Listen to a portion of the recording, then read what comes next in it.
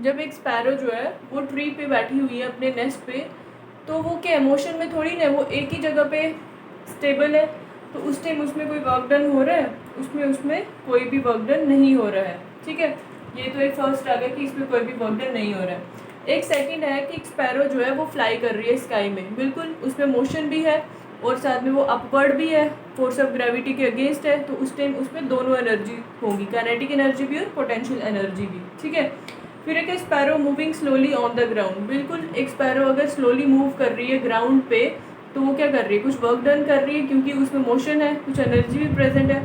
And a squill going up on a tree, एक squill जो है वो ट्री पे चढ़ रही है, तो उस टाइम क्या हो रहा है, वो क्या कर रही है, फोर्स लगा के जब अपवर्ड चढ़ रही है ना, उसी डायरेक्शन में जा रही है, तो उस टाइम भी उसमें क्या हो रहा है, वर्क डन हो रहा है।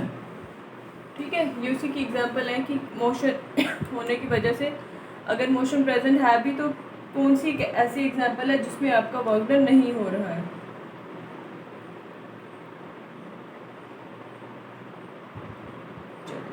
अब नेक्स्ट है आपका,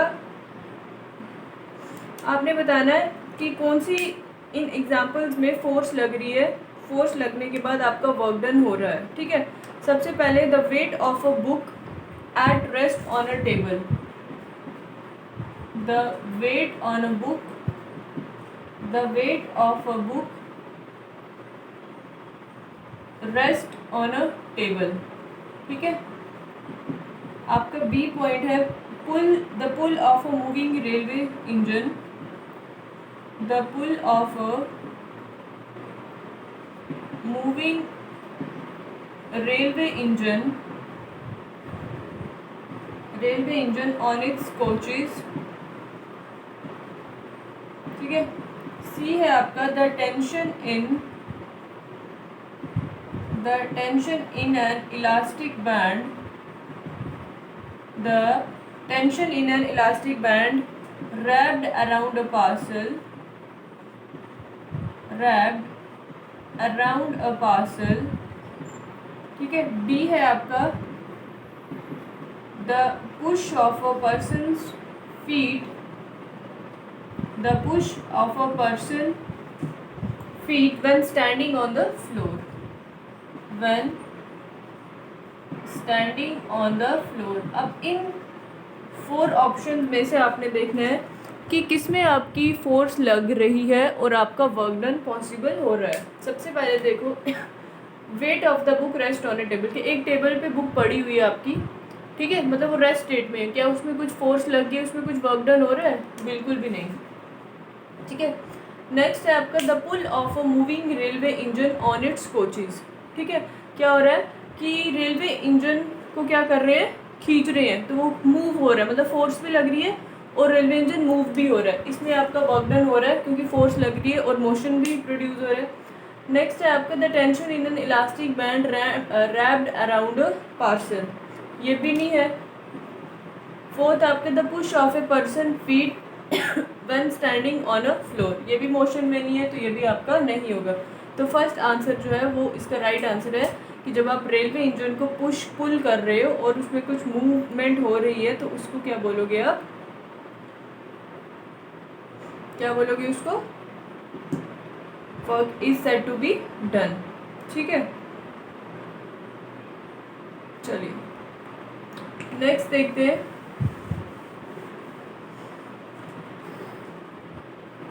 नेक्स्ट आपको पता है फॉर्मूले देखते हैं कि काइनेटिक एनर्जी जो होती है आपकी,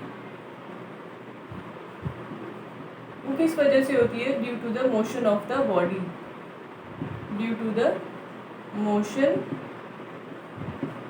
ऑफ द बॉडी। ठीक है, मोशन की वजह से जो होती है वो आपका काइनेटिक एनर्जी प्रेजेंट होती है।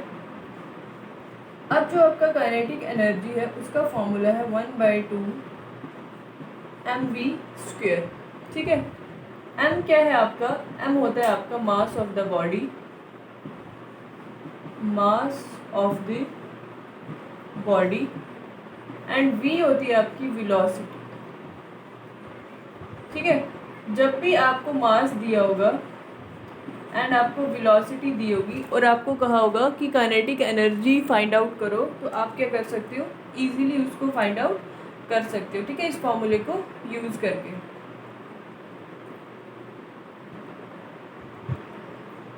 नेक्स्ट देखते हैं कि water stored in a dam pauses.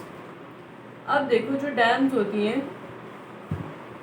ये मैंने आपको पहले भी कहा था इसकी एग्जांपल, जो आपका डैम्स में वाटर स्टोर हुआ होता है, water stored in a dam, ठीक है, डैम्स बनी होती है, उनमें जो वाटर स्टोर हुआ होता है वो क्या, कौन सी एनर्जी पॉजेस करती है आपकी, वो करती है आपकी पोटेंशियल एनर्जी, ठीक है, क्या करती है, पोटेंशियल एनर्जी।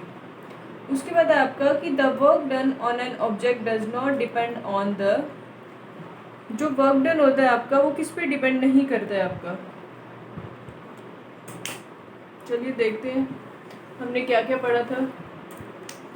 हमने देखा था कि जो आपका वर्क डन होता है वो डिपेंड करता है फोर्स इनटू डिस्प्लेसमेंट पे। फिर जब अगेंस्ट द ग्रेविटी था तब हमने किया था m इंटू जी इंटू एच। फिर जब वो एंगल बनाता था किसी पर्टिकुलर एंगल पे तब हमने देखा था वो था force into S into cos theta, ठीक है, मतलब वो किस पे डिपेंड करता है, फोर्स पे, डिस्प्लेसमेंट पे, मास पे, gravitation acceleration due to gravity पे, हाइट पे एंड कॉस थीटा पे। तो यहाँ पे आपके ऑप्शन दिए हुए हैं कि इनमें से वर्क डन जो है वो किस पे डिपेंड नहीं करता है, ठीक है। First option is displacement,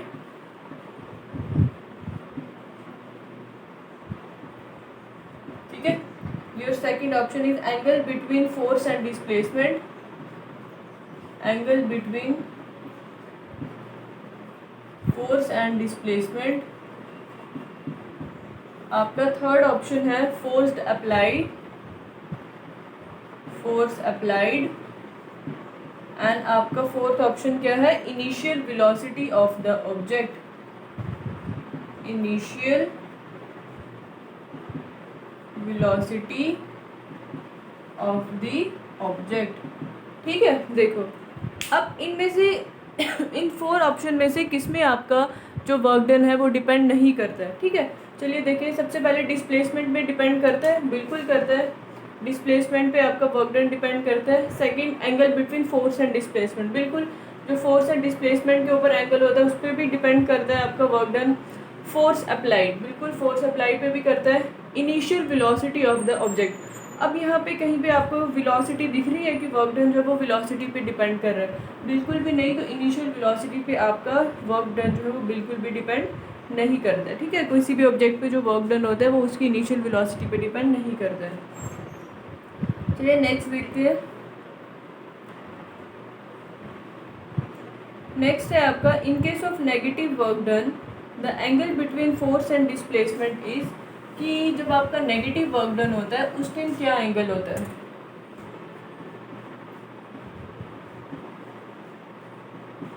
negative work done के टाइम, नेगेटिव वर्क डन के टाइम जो आपका एंगल होता है फोर्स एंड डिस्प्लेसमेंट के बीच में, फोर्स एंड डिस्प्लेसमेंट के बीच में जो आपका एंगल होता है वो कितना होता है। मैंने आपको क्या बताया था, ये फोर्स जा रही है, ठीक है, और इसके अपोजिट डायरेक्शन में आपका क्या हो रही है, बॉडी मूव कर रही है। तो मतलब क्या 180 डिग्री का बन रहा है ना, है ना, 180 डिग्री का ही एंगल है, 180 डिग्री। तो आप क्या बोलोगे कि जब आपका नेगेटिव वर्क डन होता है तो आपका फोर्स और डिस्प्लेसमेंट के बीच में जो एंगल होता है वो कितना होता है आपका 180 डिग्री, ठीक है। लेकिन जो ज़ीरो का केस देखा था हमने ज़ीरो वर्क डन के टाइम पे, वो था आपका फोर्स जो है वो परपेंडिकुलर होता है आपके किसके, डिस्प्लेसमेंट के, है ना। अगर ये डिस्प्लेसमेंट हो रही है बॉडी की और यहाँ पे अगर उसकी फोर्स लग रही है तो आपका जो फोर्स एंड डिस्प्लेसमेंट का एंगल होता है वो in case of zero work done में कितना होता है, 90 डिग्री, ठीक है। सॉरी।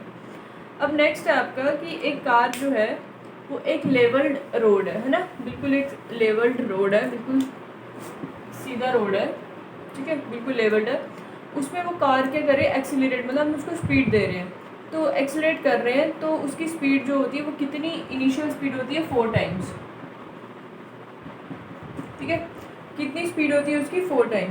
जब उसकी इनिशियल स्पीड 4 टाइम है तो हमने देखना है कि इस प्रोसेस में कितनी काइनेटिक एनर्जी जो है वो कार की होगी। आपको पता है कि वो कितनी होगी?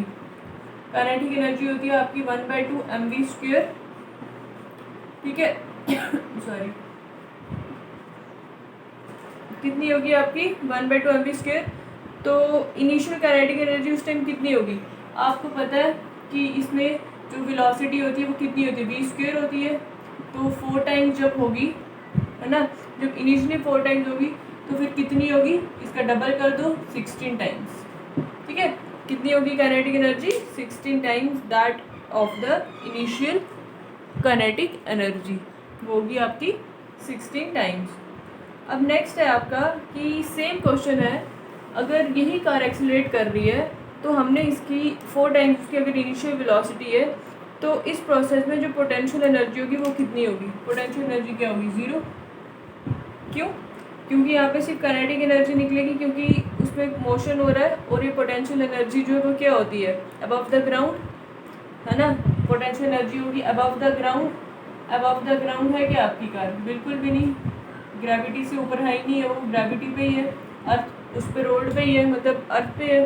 तो वो उस टाइम उसमें क्या होगा? कोई भी पोटेंशियल एनर्जी जो होगी कार की प्रेजेंट नहीं होगी। ठीक है, चलिए नेक्स्ट देखते हैं।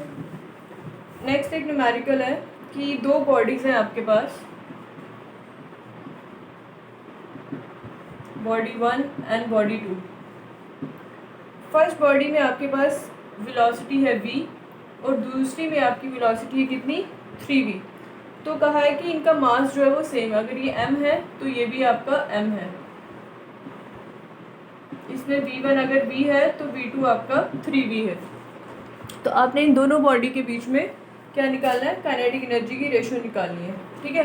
सबसे पहले फर्स्ट का देखते हैं। काइनेटिक एनर्जी इक्वल होती है 1/2 mv1²। अब यहाँ पे आपको वेलोसिटी की वैल्यू दी हुई है v, पुट कर दीजिए 1/2 mv², ठीक है। ये है काइनेटिक एनर्जी 1। इसी तरह अगर सेम हम सेकेंड काइनेटिक एनर्जी की वैल्यू निकालें, वो होगी kinetic energy 2 is equal to 1/2 mv2²। तो v2 की वैल्यू इज 3v, बनेगा आपका 3v²।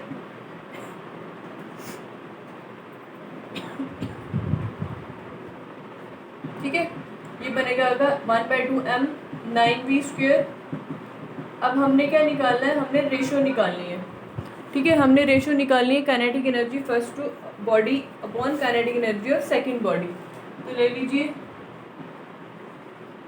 Kinetic energy of first body, ठीक है। काइनेटिक एनर्जी ऑफ, मैं थोड़ा बड़ा करके लिखती हूँ, kinetic energy of first body upon kinetic energy of second body, ठीक है। Kinetic energy of first body upon kinetic energy of second body क्या आएगी? आपको पता है फर्स्ट बॉडी का कितना है? 1/2 mv²। एंड जो आपकी सेकेंड एनर्जी है वो कितनी है? 1/2 m 9v²। यही है ना। तो आपने क्या करना है? 1/2 कैंसिल, m के साथ m कैंसिल, v² के साथ v² कैंसिल, पीछे क्या बचा आपका? 1/9। इसका क्या मतलब हुआ कि आपकी जो रेशियो आई kinetic energy first to the kinetic energy second की, वो रेशियो आई कितनी? 1:9। क्या रेशियो आई आपकी? 1:9। इसका मतलब कि जो आपकी kinetic energy of second body है वो क्या है? 9 times of kinetic energy of first body, है ना। जब kinetic energy of second body आप उस साइड लोगे, ये 9 टाइम यहाँ पे आएगा। तो जो सेकेंड बॉडी की एनर्जी है वो कितनी है? फर्स्ट बॉडी के 9 टाइम्स है, ठीक है। तो यही था आपका न्यूमेरिकल काइनेटिक एनर्जी के बेस पे कि 2 बॉडीज़ दी हुई हैं having uniform, having same mass, equal mass and with uniform velocity v and 3v। तो आपने क्या करना था, इन दोनों का रेशो फाइंड आउट करना था। ठीक है।